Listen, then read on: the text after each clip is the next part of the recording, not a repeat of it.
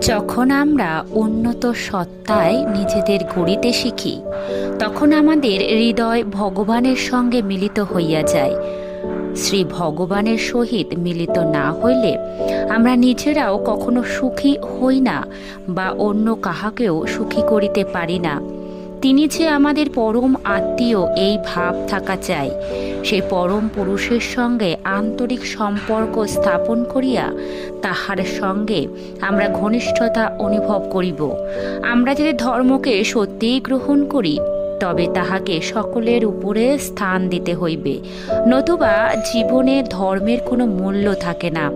মানুষকে নিজের পায়ে দাঁড়াতে হইবে এবং প্রমাণ করিতে হইবে যে সে নিজের বরণীয় আদর্শের প্রতি অনুরাগী এবং একনিষ্ঠ। প্রার্থনা করিতে হইবে, আমার ভিতরে আধ্যাত্মিক আকুলতা জাগ্রত কর।